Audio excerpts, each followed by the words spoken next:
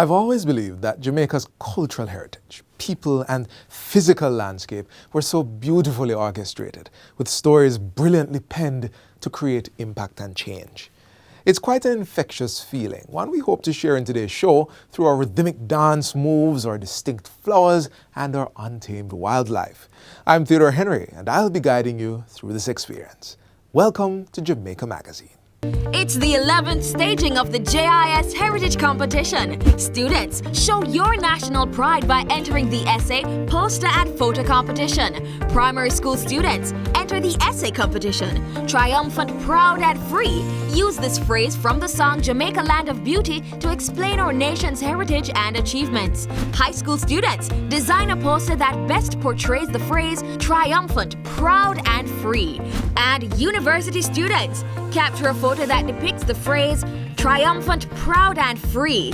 Submit your entries by October 31. Visit jis.gov.jm for competition guidelines. Triumphant, proud and free. The JIS Heritage Competition 2021.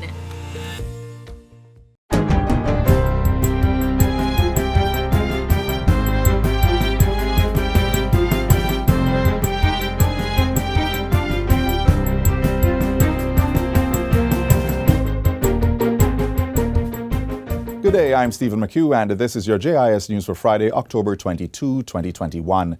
Jamaica's earnings from exports increased between January and June this year relative to the corresponding period in 2020. Director General of Statin, Carol Coy, gave the update during the Institute's media briefing on Wednesday. Earnings from exports for the first half of the year increased by 28.3% relative to the same period in 2020. This was largely due to an increase in the value of exports from the manufacture and mining and quarrying industries, which rose by 25 and 9.7% respectively. For the same period, import expenditure also went up by a little over 15%, or $2.7 billion.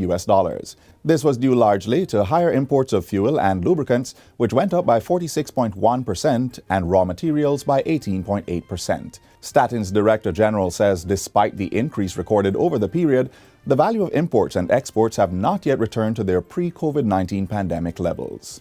The value of imports for 2020-21 was 17.9% lower than in 2019 and 7.9% less than that in 2018. Earnings from exports was 14.6% and 16.1% below that in 2019 and 2018. Debate opened in the House of Representatives on Wednesday for amendments to sections of the Emergency Powers Act. The changes are expected to bring clarity to the use of the bill in situations like states of public emergency, SOEs, to ensure that it is not in breach of the constitutional rights of persons. Justice Minister Delroy Chuck opened the debate. He says the amendments include a definition for the term period of public disaster and a similar definition in a section of the Charter of Fundamental Rights and Freedoms. As it regards penalties for breaching the Act, the bill includes a new provision to give the relevant minister power to change the penalties by order subject to affirmative resolution. So, Madam Speaker, the main change is to correct and make the Emergency Powers Act and the Emergency Public Security Act consistent with the Charter of Rights, and also to increase the penalties consistent with the DRMA, the Disaster Risk Management Act. So it moves to 3 months or $1 million instead of what is presented there. The debate is expected to conclude next week with the contribution from the Leader of the Opposition. Residents of Eastern St. Thomas are set to benefit from improved water supply under a project to upgrade the Airy Castle Port Morant water system. Member of Parliament for the constituency, Dr. Michelle Charles, says the upgrade forms part of the Caribbean Development Bank, CDB's Rural Water Supply Program. Detailed designs are scheduled to be completed by January 2022. The implementation will commence 12 months after funding is finalized by the Government of Jamaica in the amount of $500 million. The aim of the CDB Rural Water Supply Program is to upgrade systems serving rural communities in St. Thomas, St. Mary, Clarendon, St. Anne, St. Elizabeth, and Trelawney. Dr. Charles adds that the replacement of pipelines in conjunction with the South Coast Highway Improvement Program is expected to cost approximately $700 million. She was speaking on Wednesday during her contribution to the State of the Constituency debate in the House of Representatives. The Ministry of Health and Wellness is reporting a decrease in the number of children hospitalized due to coronavirus infections. This follows the last report of an increase. Chief Medical Officer Dr. Jacqueline Bisesa McKenzie gave the update during the ministry's recent COVID conversations and press conference. She says that while this news is encouraging, in contrast, the ministry is now seeing an increase in the number of COVID hospitalizations for pregnant women and those who have just delivered. Here we are seeing very clearly that the number of women who are pregnant the number is increasing for those that are pregnant that have COVID and severe COVID. And so you're more likely to have a severe outcome if you're pregnant, and it can also affect the baby. So therefore, I'm asking you, I'm pleading with you, go and get vaccinated. She says the ministry's team is present in the antenatal clinics to help persons with information so they can get vaccinated. And that's it for JIS News Today. I'm Stephen McHugh. Thanks for watching.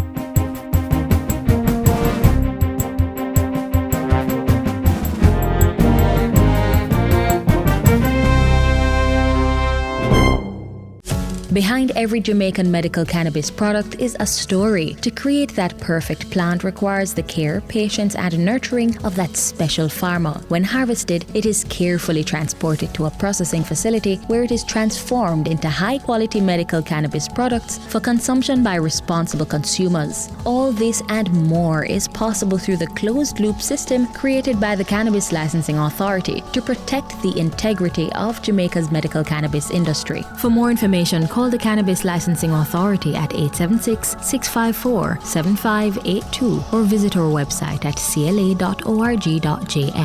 Our melting pot culture drew elements from various regions of the world. So, for instance, while the colonial powers left us with a touch of their dance moves, our African ancestors added their bit to create quadrille and maypole. Watch now as we unfold the beat that lines these heavy European-influenced dances.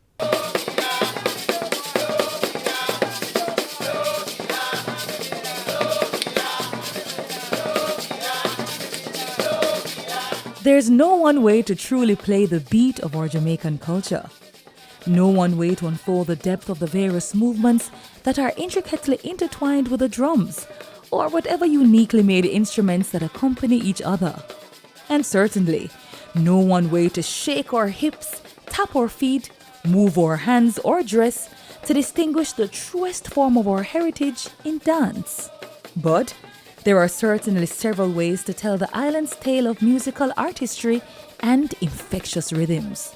Today, we tell the story of the European retention in two of our traditional folk forms, quadrille and maypole.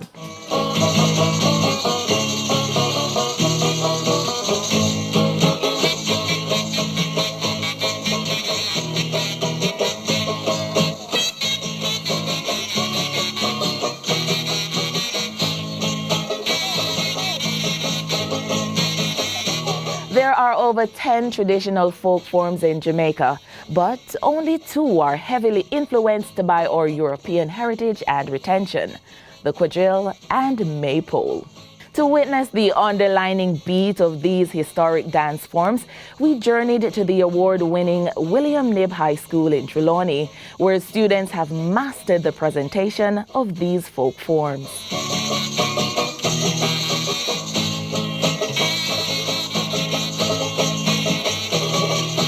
Quadrille is a ballroom set dance that was first created in the courts of Europe. As we say quadrille, quadrille is, quad means 4. So we have quadrille dance with 4 couples. And when we say 4 couples, it's a male and a female. It must be a male and a female.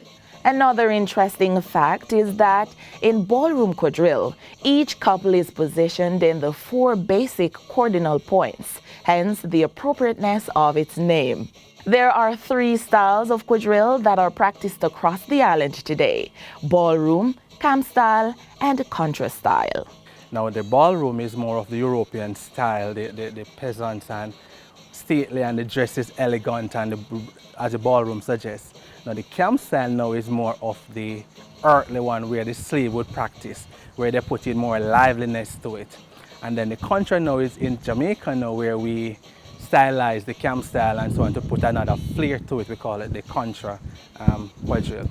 This art form has 5 figures, and each figure has distinct features. So we have 5 figures in the quadrille. You can identify the figures by looking at how the persons perform. So we give a name for the figure 1, we call it the pass-through figure. So you'll find that the male and the female doing a lot of pass-through. And for the second figure, we call it the advance and the retreat figure, where you have the male and the female, the partners are doing mostly advance and retreat. So we look at the third figure, which you call the star figure, and the fourth figure we call the ladies making the figure of 8, and also the males slinging 2 ladies on the hands.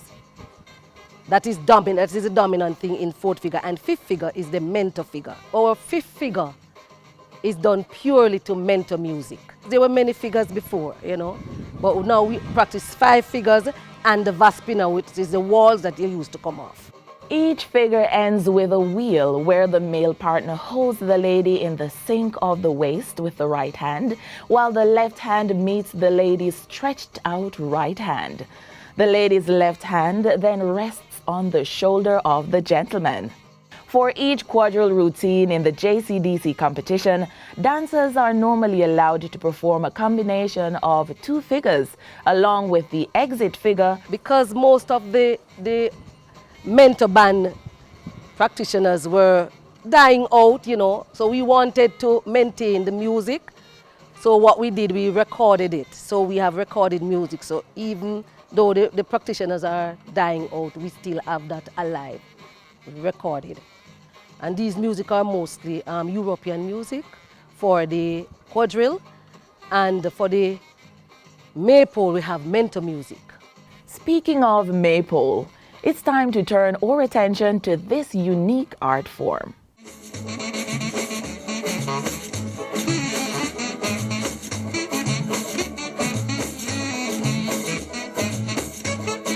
Also known as the long ribbon pole in rural areas, maypole was a part of outdoor social festivals of Old England and Jamaica and was performed at fairs, garden parties, or picnics. It was originally celebrated on May 1st at the May Day fertility celebration in England. The maypole is the dance that is danced around a pole, and it has strings attached to the pole. We call them ribbons, colorful ribbons, and they plait these ribbons into different plaits. I could name the plaits. You have the basic plait, which is a basket weave, then you have the hair plait, and you also have the cobweb. And from those 3 basic plaits, you can form other plaits. So our participants, they generally create different plaits like the diamond and other plaits from the basic 3 plaits. So you saw the basket weave, that is the one that is weave onto the pole. And then you saw the hair plait and also the cobweb. You also saw the diamond, which was a little creative. The maypole routine can be performed by a group of 12 or 16 dancers who are sometimes all female and all male, or a mix of both genders. Female performers are adorned in peasant blouse and loose-fitted skirts with petticoats or pantaloon undergarments, while their male counterparts are in tailored pants and a dashiki shirt or white shirt with a bow. The maypole is one that it's done in such a way that you have to maintain space, even space around the pole. The dancers have to maintain even space around the pole, that the plaits can look really beautiful and come out, you know, one side not lap-sided and then the other side nicely done. So they have to keep even space between each other. Both the maypole and quadrille are currently performed throughout the island for entertainment purposes and as part of the annual JCDC Festival of the Performing Arts Competition. These folk forms are not referred to as dances because they entail much more than the typical dance moves. Our traditional folk forms, we refer to it as Jamaican traditional folk forms. Why? Because it is so much. We don't even touch the surface. It is the dance, the language, the food, the instrument, how you play the instrument, the rhythms, all of that come into play. We have to know where we are coming from before we can know where we are going. And these traditional folk forms let us know exactly some of the things that we, our foreparents, usually do, and how they dance, how they talk, how they eat.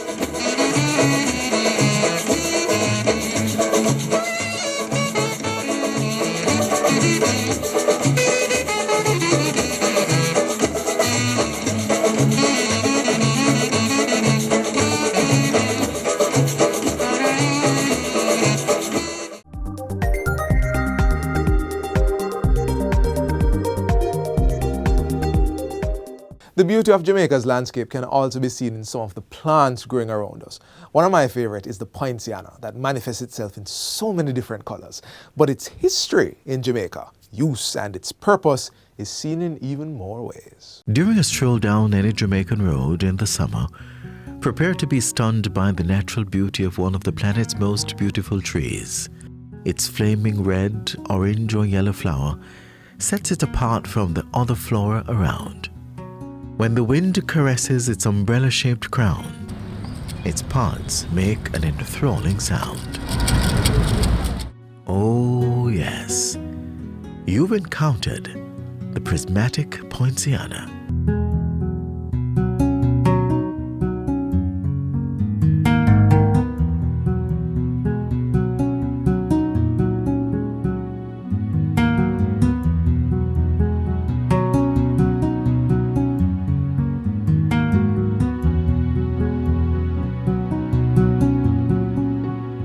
It's a very popular tree in Jamaica, and it's been planted for over 100 years. Delonix regia is a flowering member of the bean family. It's known here in Jamaica as the Royal Poinciana. Other parts of the Caribbean call it flamboyant, flame of the forest, or flame tree. A native of Madagascar, a country off the coast of the African continent, this striking plant is a feature of many Caribbean landscapes. It is also common in the tropical parts of Asia, the Pacific and Australia, as well as North, Central and South America. The Royal Poinciana is the official tree of Key West, Florida. It has also been the long-standing national flower of St. Kitts and Nevis. Not surprising then that it would take its name from the man who is believed to have introduced the plant to the region, St. Kitts and Nevis's first French governor, Philippe de Poincy. It came to us via St. Kitts and was introduced at around the same time that Castleton was formed as a botanical garden. So it got here at the same time with some other legumes, meaning trees that are in the bean family. So it's in the same section of the bean family as, say, thinking toe, which a lot of people know, and logwood. This evergreen plant grows tall and fast, reaching heights of up to 12 meters in 6 years under favorable conditions. The Royal Poinciana's trunk can be wide but not overly large, as it produces a light flimsy wood. Its bark is usually smooth and straight, but may extend into several stalks and grows low with regular pruning. The tree's big green buds burst open to reveal large showy pentamerous petals, complete with its fruit protruding through its center. This legume starts out soft, small and green, then ripens into a long, hard wooden brown pod. The seeds are large, which means that they have enough food stored to just exist in a room at ambient temperature. The plant grows easily from seeds or cuttings. As a member of the legume family, the leaves of the Royal Poinciana are compound in nature, comprising of several little leaflets. These fern-like leaves form a dense, unmistakable umbrella-like canopy, a well-needed respite from the hot summer sun. Though revered for its ornamental quality, the pods of the Royal Poinciana are also ideal for art and craft. You can make necklaces, bracelets, or art pieces by dabbing it with some paint. You may get a percussion instrument by shaking the pods, or you can make an actual maraca by placing the seeds into a calabash.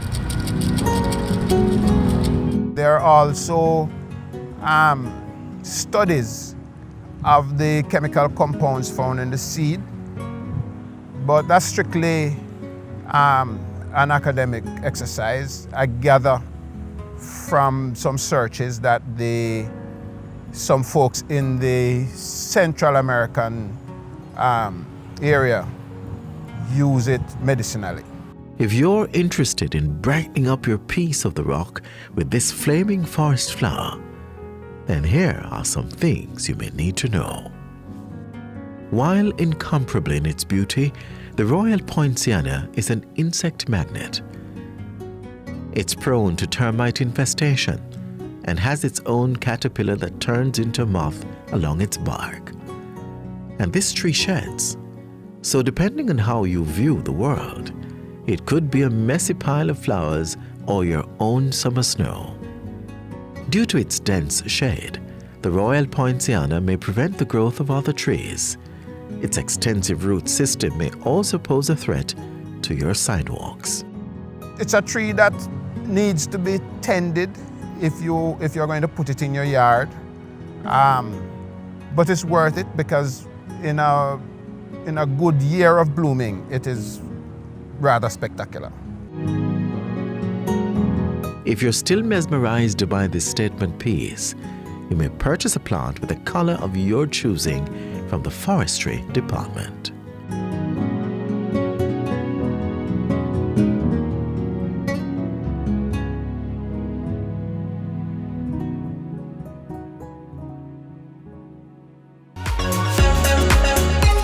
This Sunday on Get the Facts. Generally, as a society, Jamaicans have a fear of math, and that is still one of the issues that we are contending with. Yeah. We see some of our teachers struggling with it, less so at the secondary level. We work a lot with teachers. We do webinars for teachers, and certainly in the context of the pandemic, we've offered a lot of free webinars for students. That's Get the Facts this Sunday.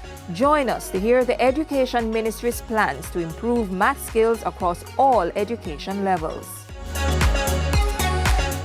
All the adjectives of beauty can easily be found wrapped in our natural environment. And therein lies the need to protect the wildlife we see around us. But if you don't quite know how to, here's a bit on wildlife conservation from the local agency charged to, the National Environment and Planning Agency.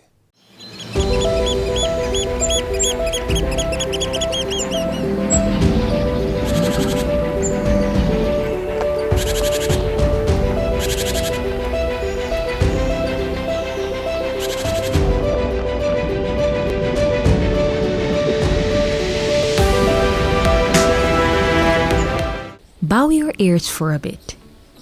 Hear the trees wailing or the leaves grabbing your unwanted carbon dioxide, insects making a shrilling sound, and the tuneful noise of some unnamed and rarely seen creature reverberating within the bushes. Now open your eyes a bit wider.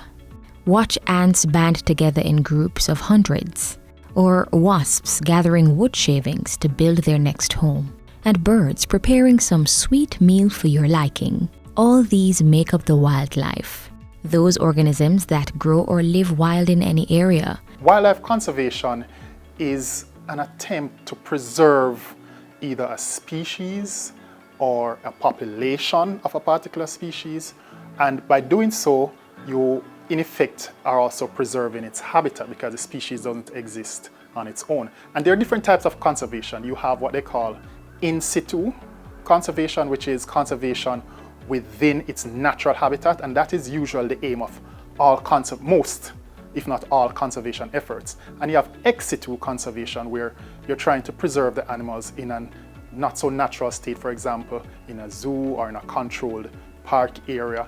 And again, the goal is usually when their natural habitat is improved or protected in some way, then they try to repatriate those species back into their natural habitat. And preserving the wildlife should be an important part of the human agenda. Here's why. It promotes the continuation of native plant species. Small animals like bees, butterflies, and our very own doctor bird play an important role in food production. Conserving these animals, protecting these animals, means that we are ultimately helping in pollination. It increases medicinal value. Plants are a major source of medication, but so too are animals. Take, for example, how research shows that the venom from the cobra can be used as an ingredient in making the medications for leprosy, or how lobsters can be used as antifungals. It's a way to preserve our heritage. Some plants and animals are unique to specific countries, so conserving those wildlife means conserving those traditional aspects of our culture, things like the blue maho plant or the yellow pui tree of Jamaica, and even the lions and leopards of Africa. It enhances food security by protecting natural habitats from degradation and forests against deforestation. The availability of a variety of food products increases. Everyone needs to play a part. We have to understand that preserving the wildlife, it's not necessarily just for how it can benefit us, but we're also looking at the future generations. And so each person needs to be a little bit more responsible in what they're doing, where they dispose of garbage, cutting off areas and so forth. Understand the law. The Wildlife Protection Act, for example, one basic feature of it is that all native birds are protected. Don't catch the birds. We have hunting season, that is something that is actually regulated. But besides that, we try to encourage persons not to take matters into their own hands at times. Sometimes we have some species that we're trying to protect that are inherently can be a dangerous species, like a crocodile, for example. We encourage persons not to go out and try to catch those animals, but to call NEPA. Here's your chance to do your part to conserve the wildlife.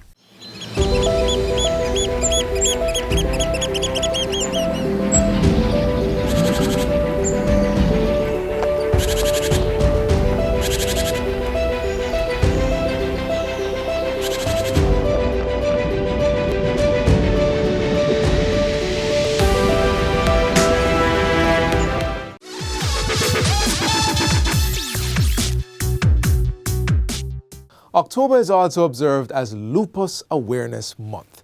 How much do you know about this condition? Here it is. Number 1, lupus can be diagnosed at any age. While women at childbearing age are at the highest risk of lupus, the disease isn't limited to younger adults. Number 2, a blood test can help. Because lupus is caused by activities in the immune system, doctors will test for certain antibodies to find out what's happening to the cells. And number 3, lupus can look like other conditions. Other conditions like arthritis and Lyme disease share some symptoms with lupus. Without a specific blood test pointing to lupus, it can sometimes be difficult to find the right diagnosis. That's your 411 on lupus. Now that you are in the know, look out for the signs and get checked without delay.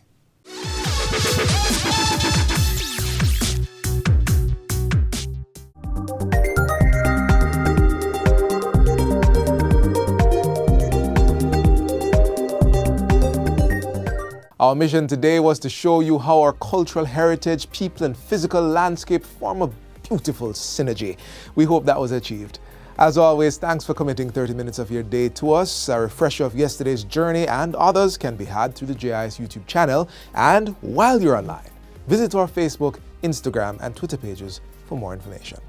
From all of us here at the JIS, I'm Theodore Henry. See you soon. This has been a production of the Jamaica Information Service, the voice of Jamaica.